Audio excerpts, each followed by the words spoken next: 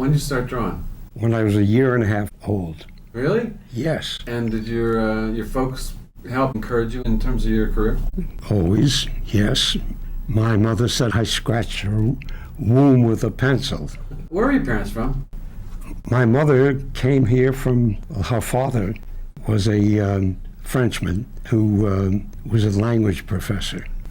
All the French people who were intellectuals went to Poland because in France, my grandfather, who spoke 8 different languages, couldn't teach language.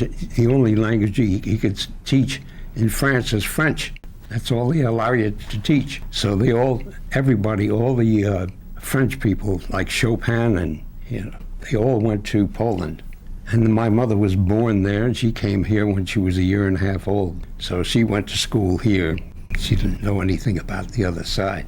It's interesting. About most of the people of your generation that I've interviewed, 2/3 or more, their parents were born in Europe.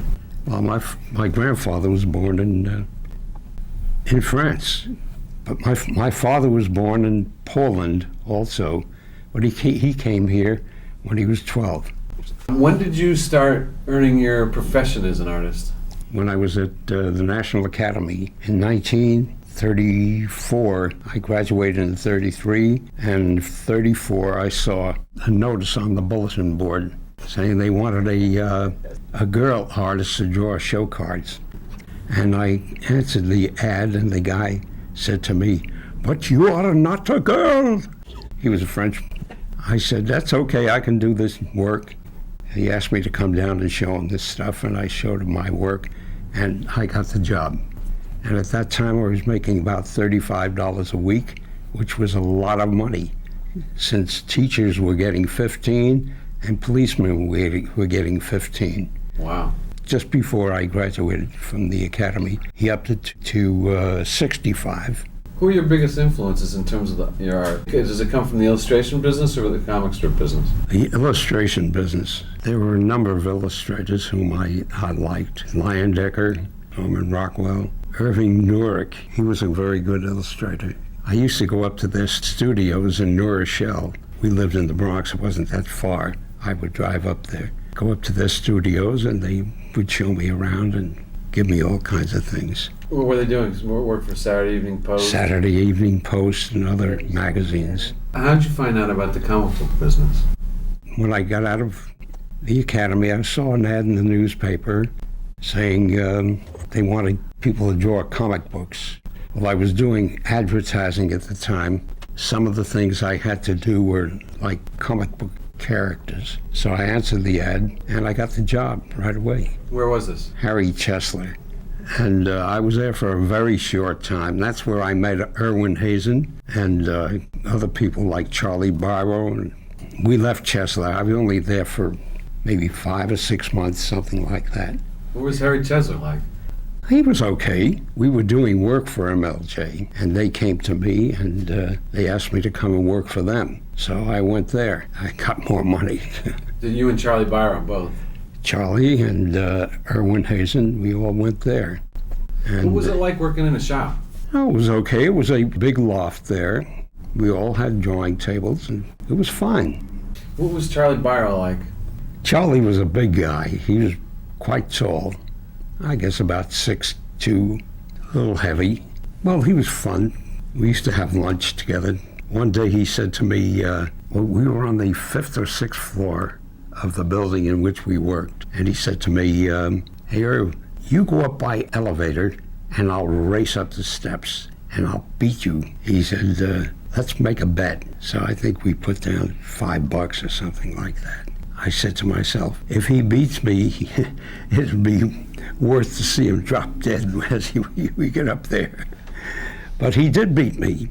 He beat me by about a couple of seconds, but he almost did drop dead. Poor guy, that was the end of his day. Was he a physical fitness nut? No, that was the point. He was big and strong. He did not go in for physical fitness. I was told he was quite a character. Oh, he was okay. And then we all went to MLJ. They asked me to design a character, all-American character, so I designed the shield for them. And the Shield appeared... Could have been 39 or 40. How long did you work at MLJ?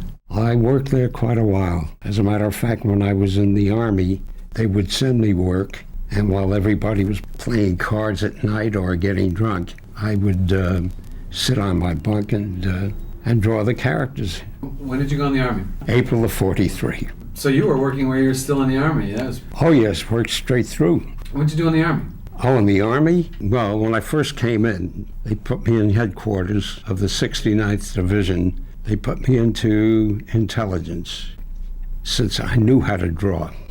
I was there for a pretty short time because I dropped a T-square on the floor. I was working late at night, doing some work for intelligence and drawings, and somebody came upstairs, and it was the chief of staff, and Colonel Braun, and he said to me, "What the hell are you doing here?"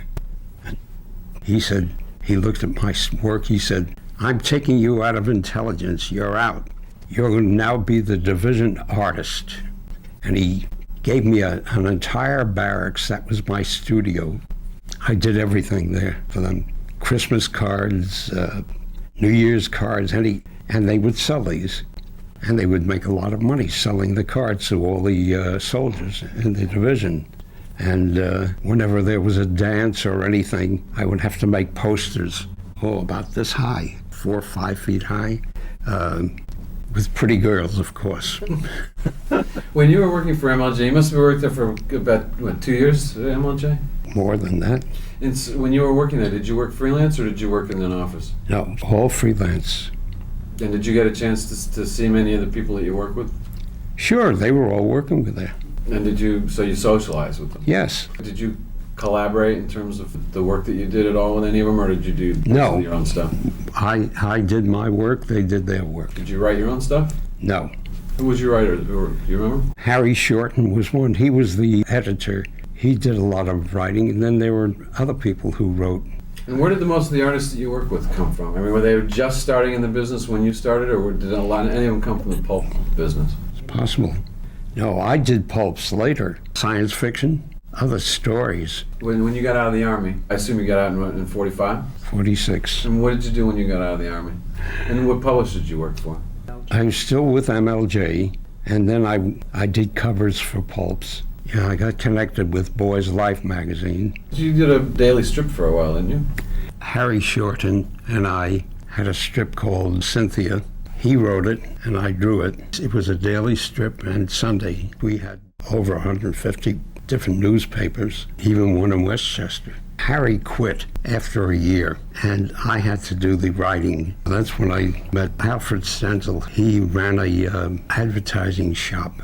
He was like an editor, and he and I became very good friends, Al Stenzal. He was a lot older than I was, but we were good friends.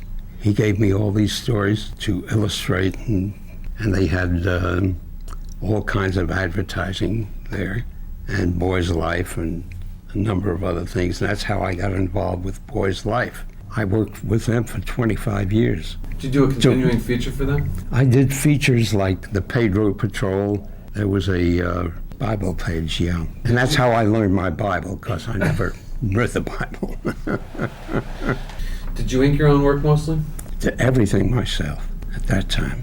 And so I would assume that was in the early 50s to mid-50s. Oh yes, because I got fed up with the comics, and I went to BBDO, which was a very big advertising agency, and they made me an art director.